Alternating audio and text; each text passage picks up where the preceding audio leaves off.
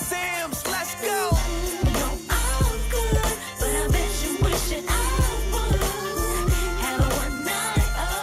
Hello, everyone. It's your girl, Miracle Sims, and you're watching the GSL Talk Show. Tonight, we're going to be chatting with Miss Amber Hoopengarner, and she's going to be sharing with us about postpartum and much more. So, stay tuned.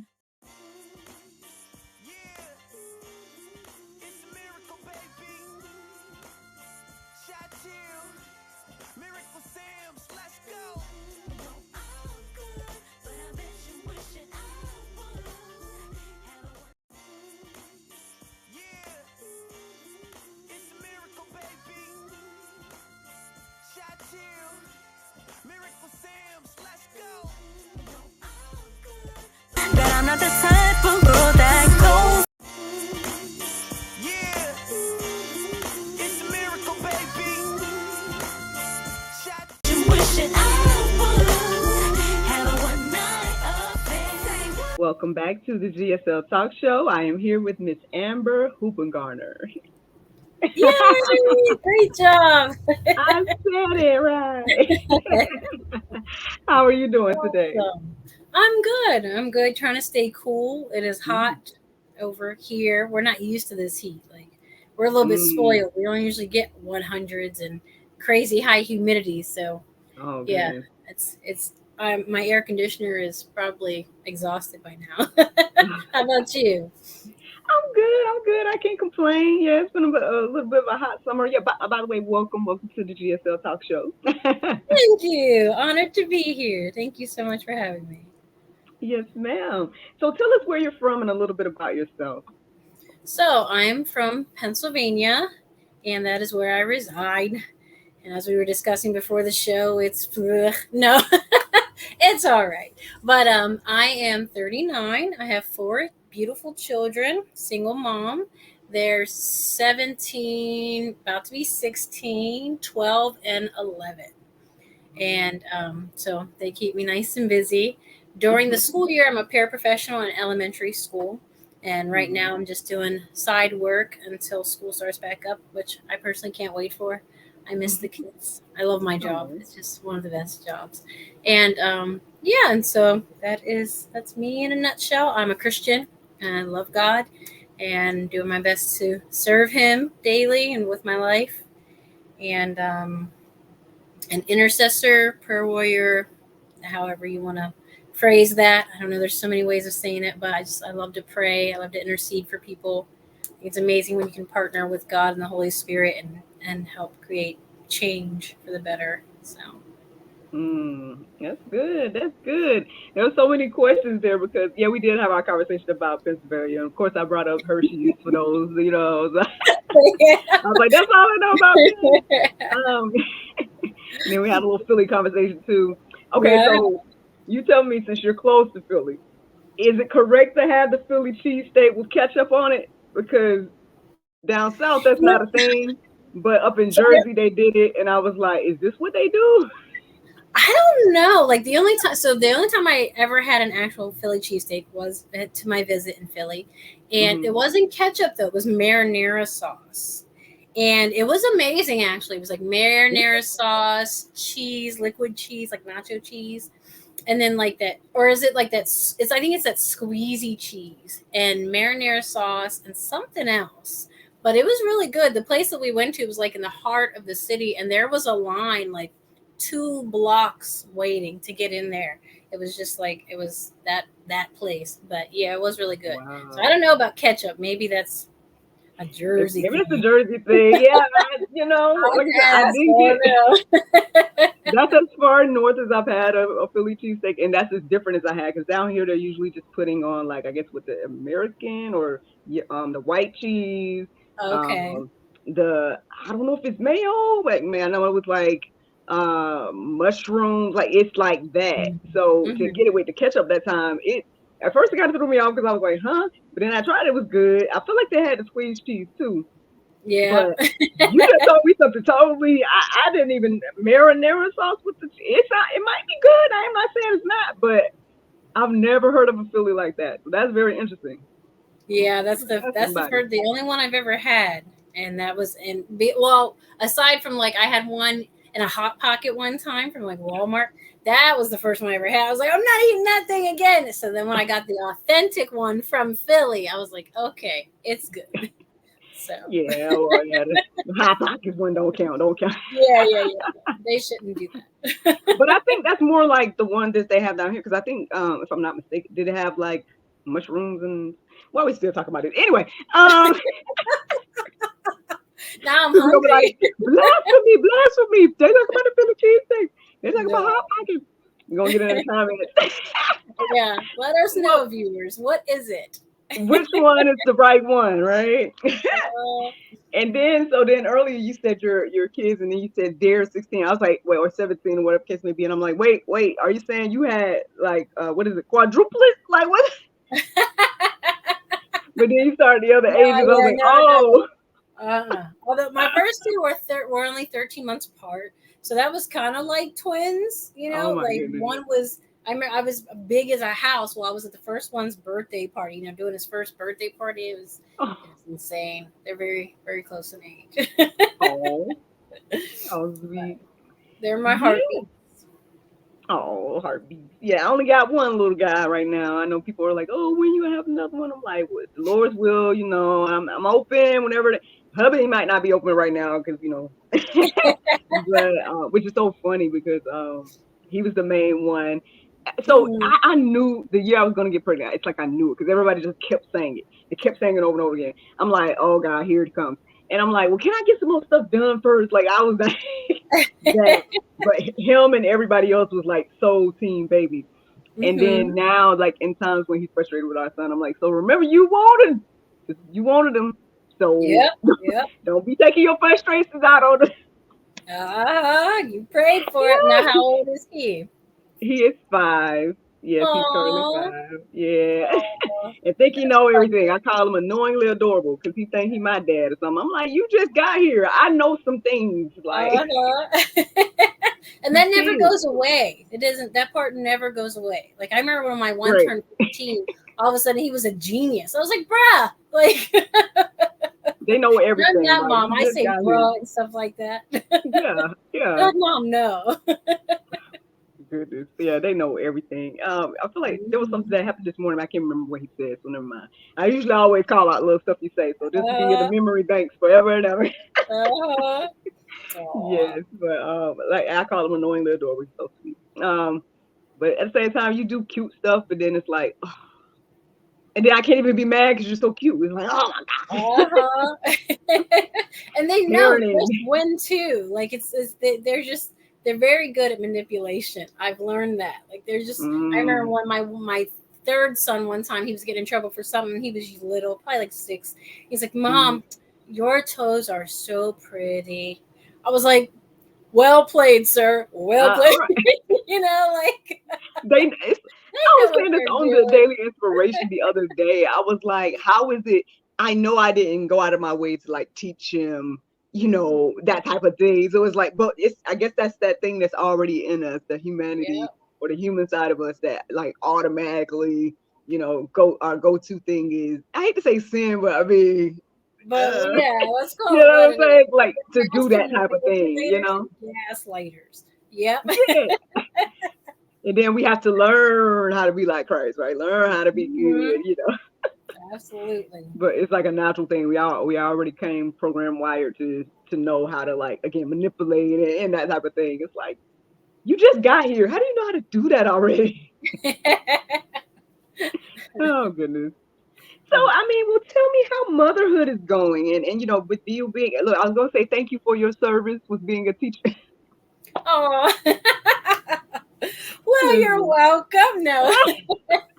listen, because So, I hear it's hard out here for the school system. I ain't gonna lie though. I mean, I've been debating about my son and school and all that type of stuff because all the crazy stuff I do here. But mhm. but I do respect people that are like respectful, honorable, teachers and stuff like that because that is definitely needed.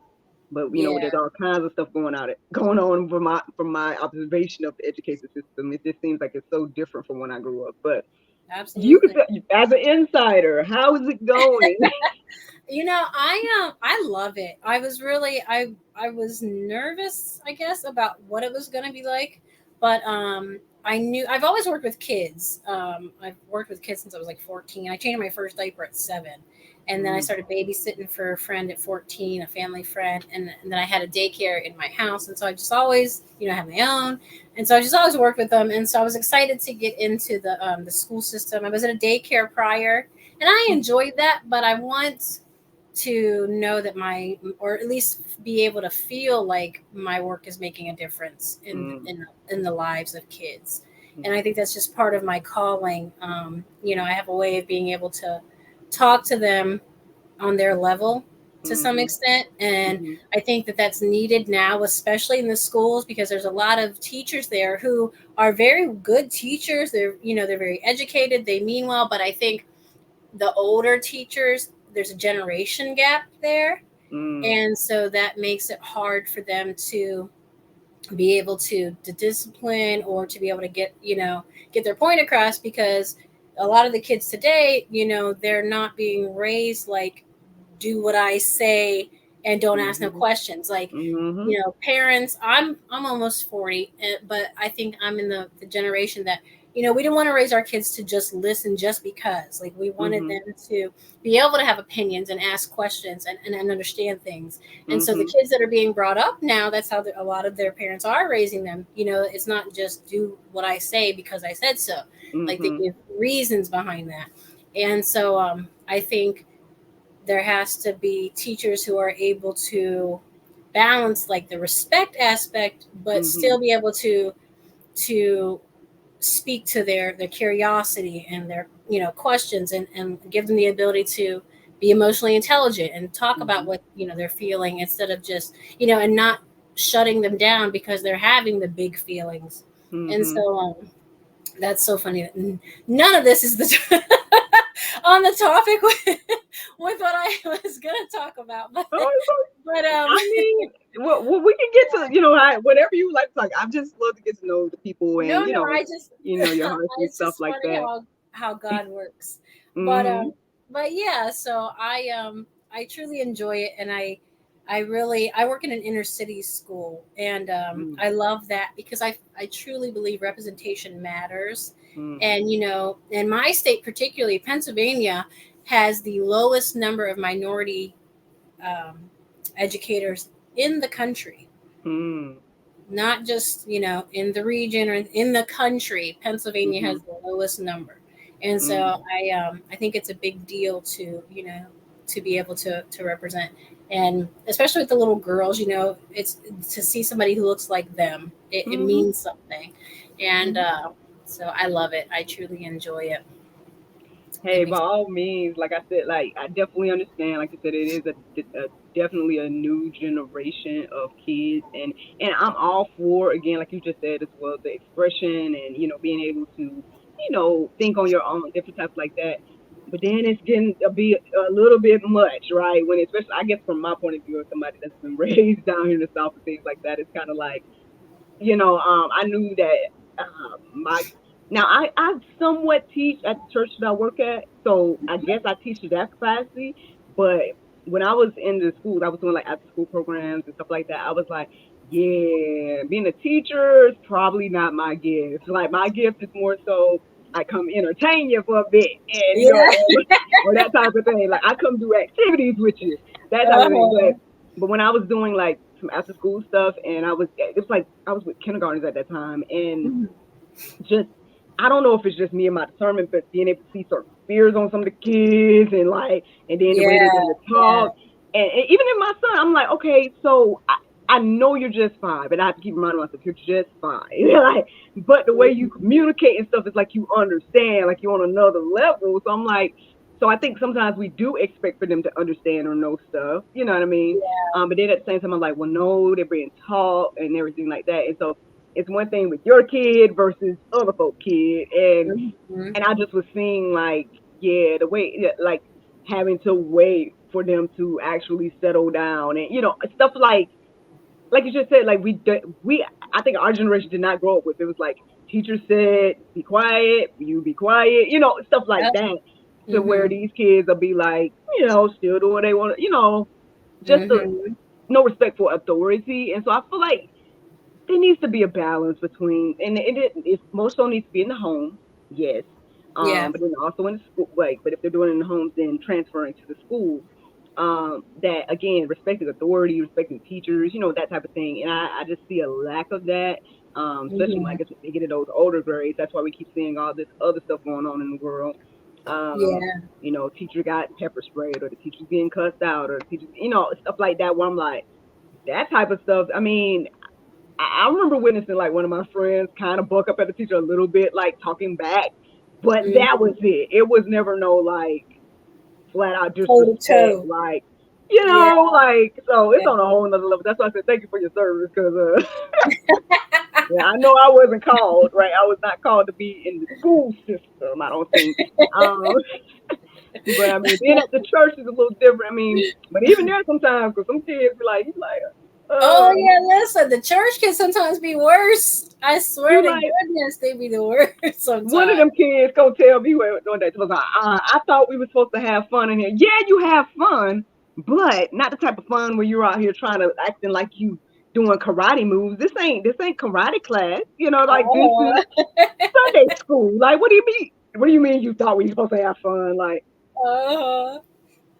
So anyway, this is supposed to be about girl, we talk about this kid stuff, and I'm just like, But Yeah. anyway, but yeah, that's why I say more God fearing, respectable people in those positions is definitely needed. So again, shout out to you and any other, Absolutely. teacher that's out there, especially as a believer and whatnot as well.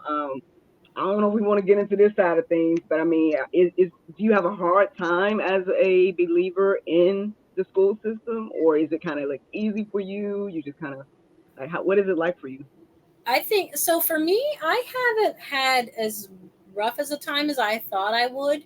The particular school that I work in, there's actually a lot more believers than I thought. And Mm, so they've been very welcoming in that way. And we're able to wear, like, I have a shirt from the Chosen show. And oh. so I wear that quite often and I get a lot of compliments and it opens up a lot of dialogue. And then Mm, I'm very blessed in the way that, a lot of the students, their parents, they do take them to church and stuff like that. okay. And so a lot of times they'll mention something about God to me, or like the one little boy, he was like, God is good, the devil is bad, we Mm, like Jesus. I'm like, mm-hmm. yeah. And Yeah. so it hasn't been as much of a challenge as I thought it would be.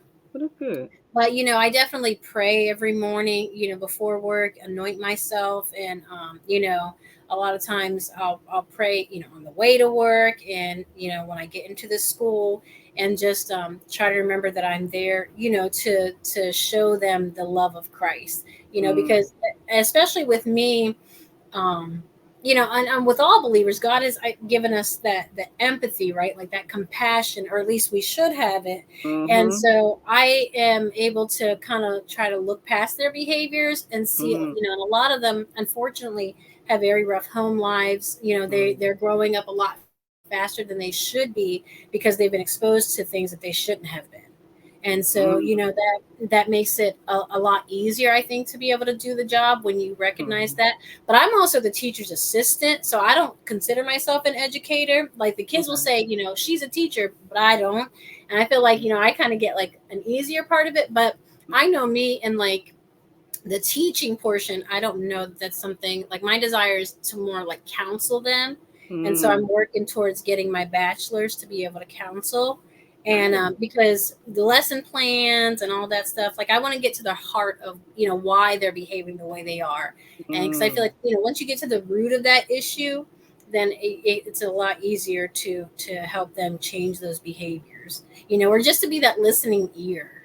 mm-hmm. Yeah, that's so important. And I commend you on that. I pray that that goes well for you, and you go ahead and get into that because again, we need more believers in these type of positions of power. I know people probably like, ooh, because I hear the thing about the Ten Commandments and people are up in arms and stuff like that, and it's like that's Mhm. fine, whatever. But my whole thing is just making sure there's godly people around. Like I said, we're gonna pretty much kind of homeschool ish a situation just because Awesome. of But I mean, but for those that are going, it'd be good to have people like you and stuff. And who No. knows? Maybe he'll go one day. Maybe we'll let him go to a brick and mortar. I'm not saying we'll never do it or something. We see what the Lord do.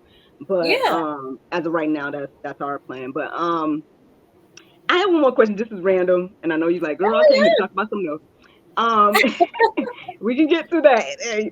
But I just wonder, like, your perspective again as somebody that's in school. So we know there's this talk and debate about like whether I guess you guys should have guns and things of that nature to help protect yourselves against like the different threats of you know obviously the shootings and things of that nature. Like, how do you feel about that personally? Like, If they allow me to carry a gun, I wholeheartedly will do so. And protect but the I kids, think protect yourself. exactly, yeah. But I think there for that, there needs to be a rigorous background check. There should be psychiatric evaluations, more than one, Hmm. by trusted psychiatrists. There should be a very lengthy process to that. I don't think you should Hmm. just give every teacher a gun, because I think some of them, should not, absolutely should not have one.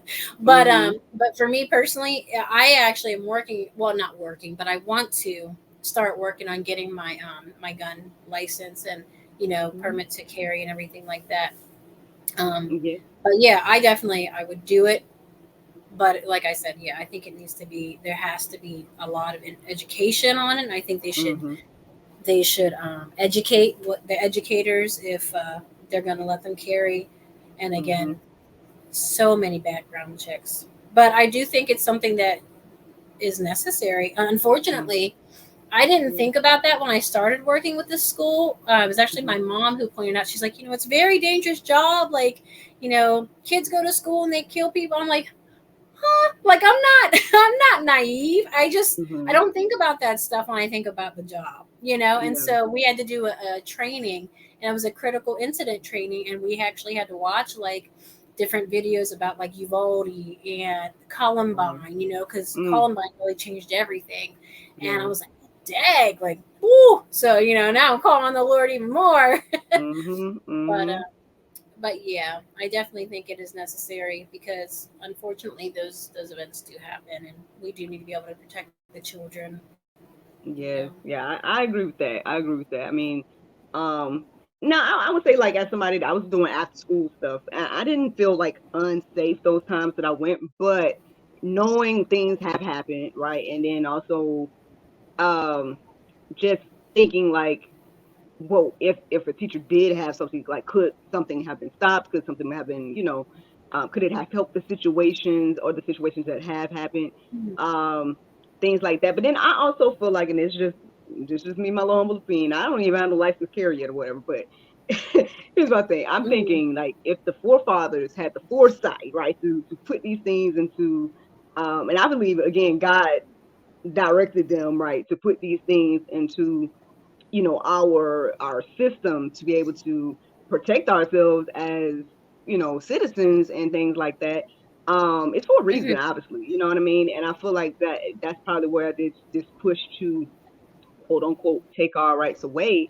But it's written, you know what I mean. It's like, I guess it's not just say like, oh, it's like the different things in the Bible, but yeah, it's written that we are to have, that's a part of our rights, our born rights here in America, and we know that Mhm. other countries don't have that, and so I don't think we should take it for granted. Like, it's like one of those things we might should, you know, if they do, or if it does get taken, I fear like what would happen. You know what I mean? Like, I don't even know what to even think about that. But I don't know. It just Yeah. came to my mind to ask. I ain't meant to get too deep into the gun talk, but I mean, No, I just think no. that we should pay attention to the rights that we have, and exercise them accordingly and whatnot, and be safe. Mhm. Obviously, like you said, those checks and stuff like that.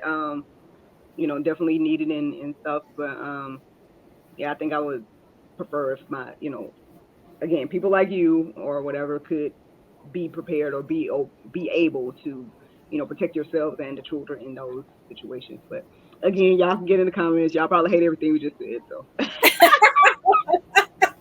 That'll be but all right. the devil be busy, so like, oh no, Uh-huh. we're trying to take your guns. We're trying to take your guns. We can take control. Anyway, so what did you come talk? Want to come talk to us about then? Since we're not talking about what you Oh, wanted to come talk about. so I had reached out to talk about postpartum depression, and Mm. I don't know. Are you familiar at all with postpartum depression? Do you? You know What? what? I don't think I experienced it much after my birth, the birth of my son.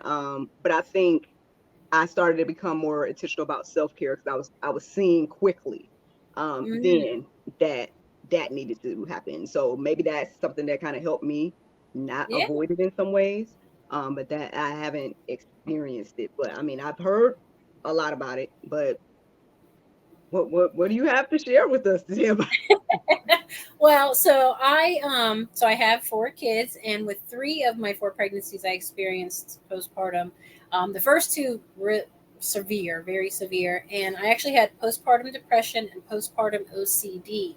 And Mm-hmm. so, the postpartum depression it goes beyond what they call the baby blues, and it's just you're depressed and you can't really function. It just affects every aspect of your life in that moment and at that season. Postpartum OCD is where you actually have intrusive thoughts of harming your child and Mm-hmm. or yourself, and so I experienced a lot of that as well, and so I wrote a book called Three Okay. Parts Healing, All Parts Whole. And this Nice. is my newest one. I actually wrote two. This is the updated version. I wanted to do another one, and I felt called to do another one after 2020, Mm. because 2020 was obviously a travesty, but it did help bring about so many conversations about mental health Mm-hmm. that the church was not having specifically, you know, communities of color were not having. And so Mm-hmm. I thought it would be good to release another book about that. Mm. So there's that available on Amazon. Nice. And, but yeah, so, and then I got a Christian life coach certification to work with women who have postpartum and also children who have mental health disorders. And I Mm. just am working to raise awareness, especially within the church communities. It Mm-hmm. doesn't seem to be something that is really talked about there. And Mm-hmm. I really think that more church leaders should be knowledgeable of it and should be concerned and know what the members of their church could possibly be dealing with, Yes. the women of their church. And it does affect men too. It's very rare. It's 1 in 10 men, 1 in 5 women, Mm-hmm. so it isn't as rare for women. And Mm. yeah, so I wanted to just put out the awareness. It's something that can be treated. For me, I my treatment was God, and prayer, and but I do believe that prayer, medication, and therapy all work together. I believe God blesses counselors and therapists, to be able to have the knowledge to help us. I Mm-hmm. think it's a holistic approach. It should be a holistic approach. God should be at the center, the Mm-hmm. foundation, and then everything should go from that. Um, Mm-hmm. and so, yeah, that's a little bit about my journey with that. Okay. At first they're gonna be like, wait a minute, she said she wanted guns. Hold on.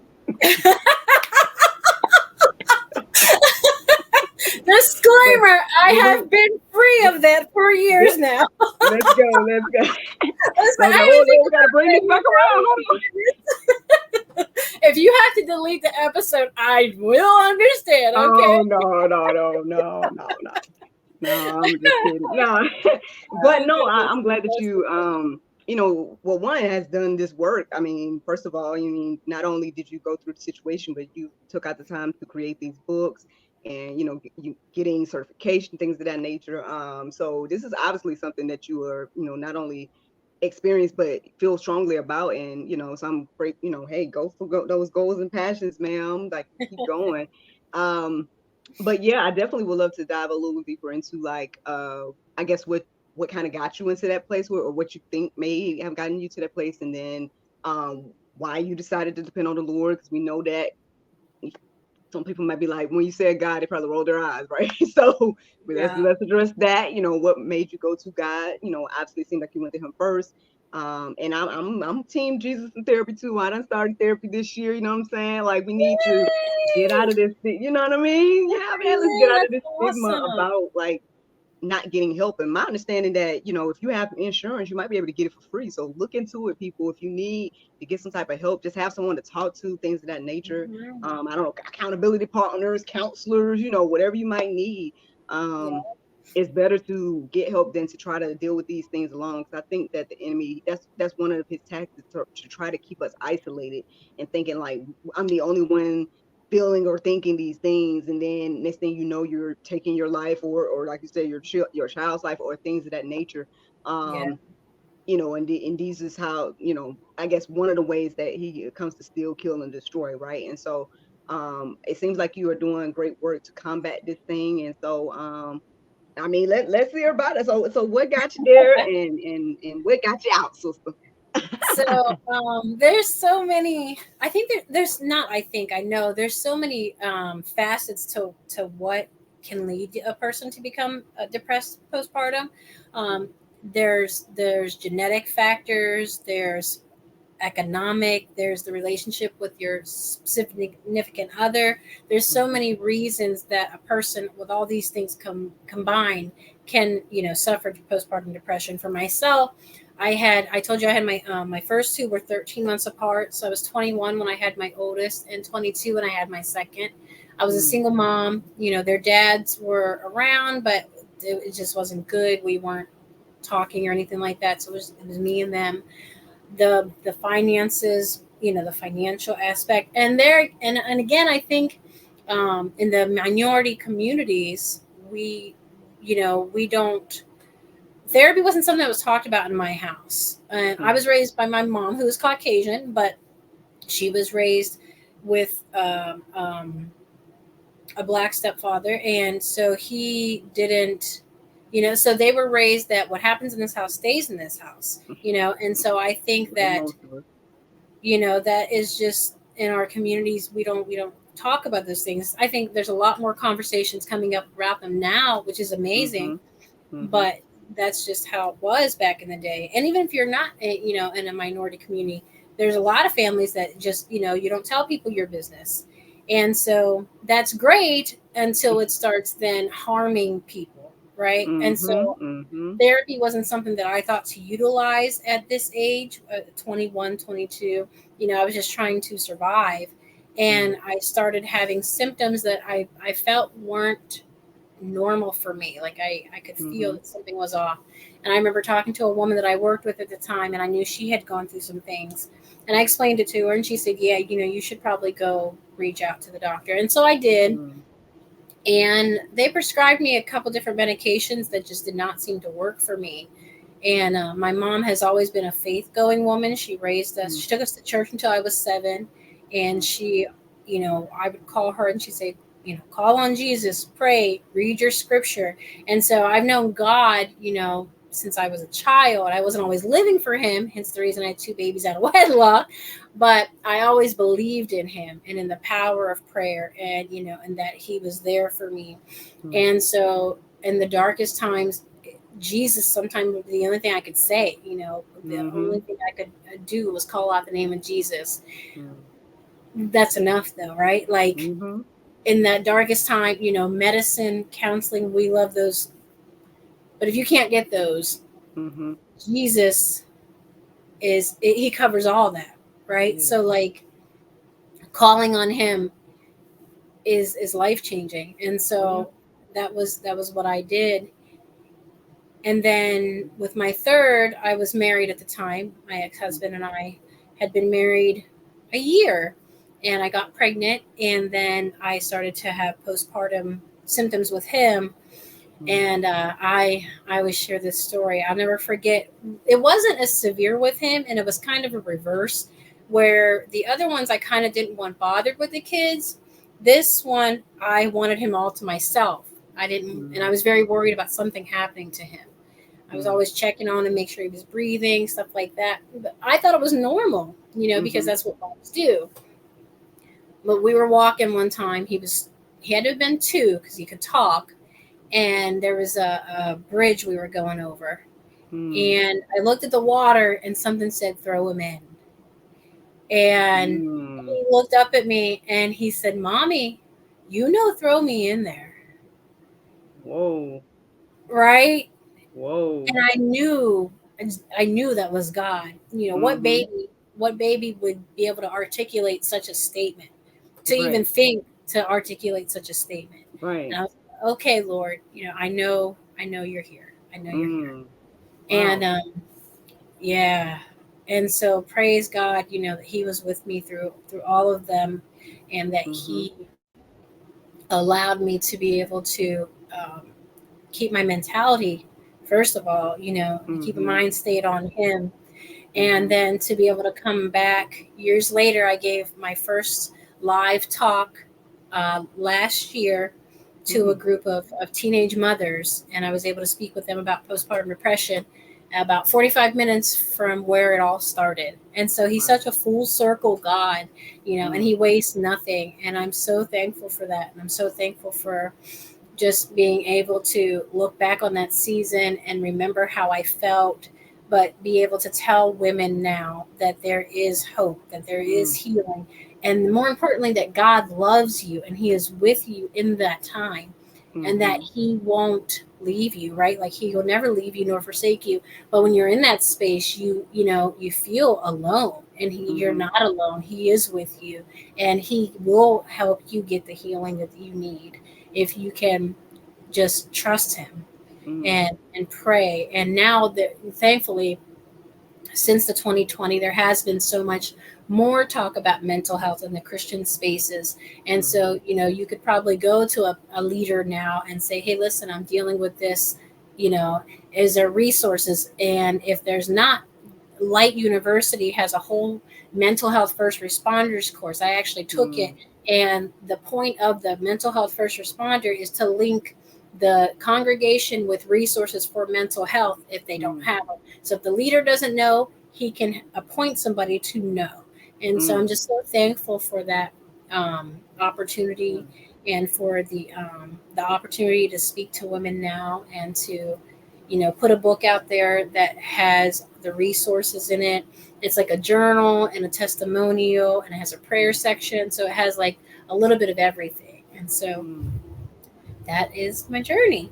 Wow. Well, it is powerful. It is a powerful testimony, and I pray that anybody listening and watching right now is touched and understand that again you're not alone. And um, I'm celebrating with you, sister. Like I'm glad to see you on the other side, and that you're doing great work with the testimony and everything like that. And so, I mean, what kind of sparked the idea for you to go ahead and make the book? Him wasting nothing. Like Mhm. I thought, for me, I think if, well, I love to write. I started writing in like 6th grade, and so it's just always been my way of getting my feelings out, my therapy, and I just felt like I couldn't not write about it. Mm. There had to be something to help somebody else out of the pain that I went through and the struggle that Mhm. I went through. And for Mm. me, it was a book. And Yeah. so, yeah, just Okay. wanting to bless others, to see others' lives changed for the better, other women's lives changed. Yes. And so you said both books are centered around the same concept or the same theme? Yeah, the first one, it was more of my testimony. The Mhm. second one, but it has like the prayer section in it. The second one has a little bit of my testimony, more updated, more facts, more resources, and a journaling section, which so far people seem to like, and then a prayer section, like 14 days of prayers, a prayer for each day. Mm. So, Okay. So I mean, where you just said that people are liking it, but I mean, how has the response been? Is there anything that kind of stands out to you thus far since you've been on this author journey? um, It's been good. This one has been a little more slow getting out, just because of work and everything, just lifing. Mm-hmm. But so far the feedback has been good. The idea of having something that speaks on this topic that people can tangibly hold seems to be well received. Mm-hmm. Um, it's I've gotten a lot of encouragement about it. A lot of we want more. So I'm excited. It's been good. Awesome. Well, it sounds like you are on your way to an awesome journey. You're getting the certifications and all these different things where I feel like everything's gonna, come together hand in hand and work together, man. You said you're already speaking and things of that nature. So I mean, who knows what the Lord has in store for you, but I feel like it's gonna be some Yes. great, great things. Do you have any, ideas of some things that you want to work on or what's next, maybe? Excuse me. Well, as of right now, I am well. I'm working on raising awareness still. For Mm. postpartum. I'm also in the process of writing a girls book. Mm. It's going to be called "I Am She: Big Facts God Says to Today's Girl," and it has Okay. some Gen Z language in it. So I'm so excited about that. It was actually inspired by my daughter. She's Okay. 11 and her friends. But I also think it's like me talking to my younger self and Mm. telling her things that I wish she would have known, you know, Mm. growing up. And so I'm excited about that. And Mhm. I'm looking into book tours and stuff for that. So it's super exciting. And yeah, just, getting the word out about this release and creating a platform. I started a YouTube channel Mm. that is a process, it's in the works. Mhm. I'm still, YouTube is like, it's a lot. I get it. So, Yeah. but Okay. yeah, so I'm just working on getting my platform out there, and linking up with other authors and speakers and intercessors, and just trying to do my part to help bring the word of God and create change and help people be their best, I women love, and girls. yeah, I love it. I love it. So, well, how do your kids feel about the journey and everything? Now they seem to be a little older and they might be hearing you talking and things of that nature. So, have you had any conversations with them about, your subject matter and how are they feeling, if you don't mind sharing?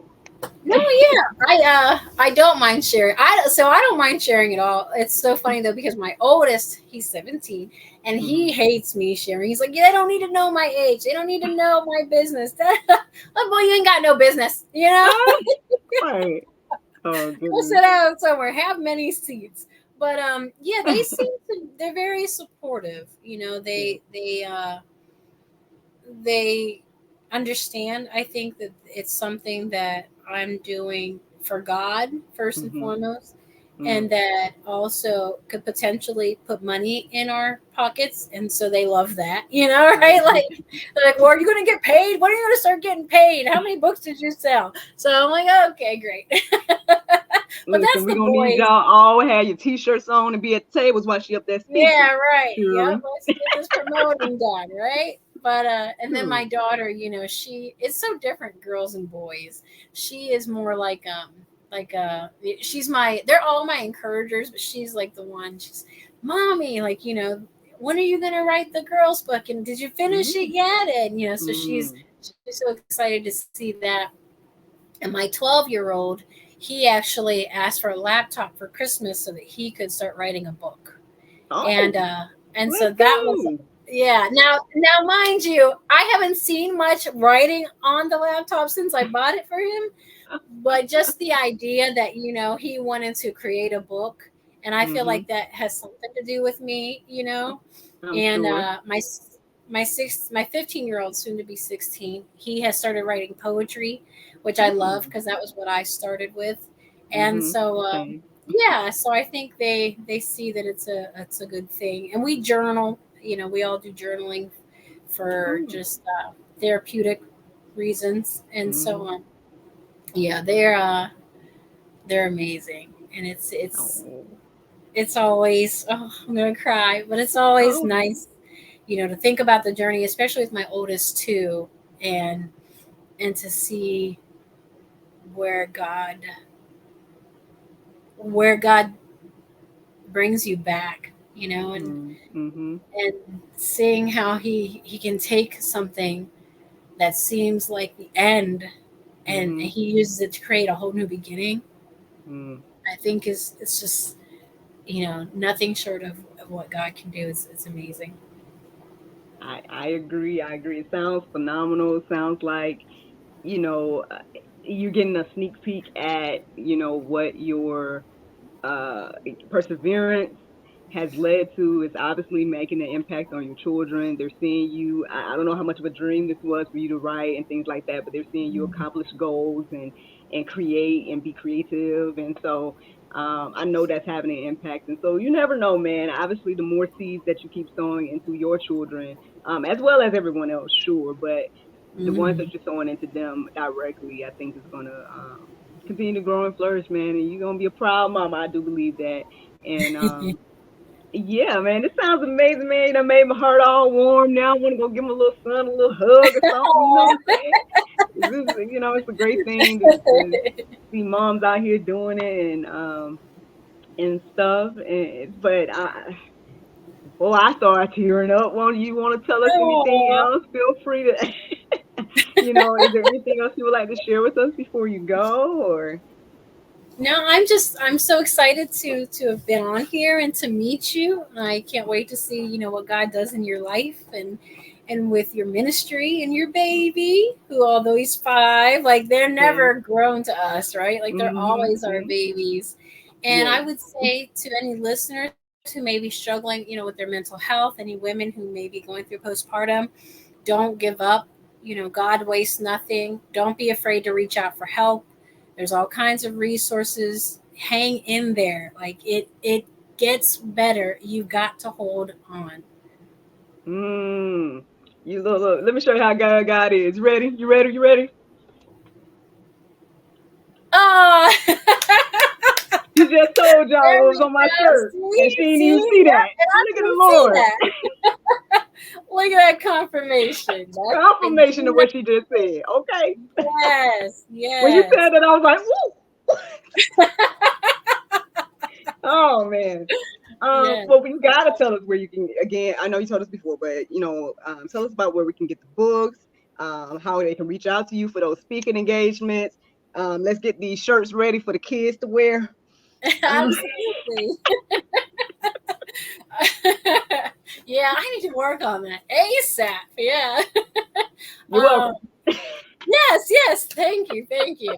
For real, they could be walking billboards 5 days a week, 7 days a week, 24 hours Listen, a y'all don't day. need no school clothes. Y'all need Listen. the Amber Hoopengarner Yeah. movement shirts. They were like, what y'all wear these shirts every day. We sure do. Buy the book. Yep. We got them in bulk. Yep. That's Shoot. so funny.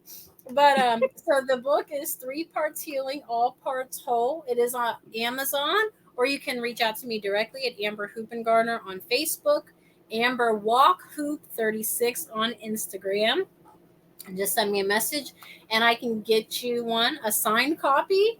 Or if you want to order it off of Amazon, that is perfectly fine too.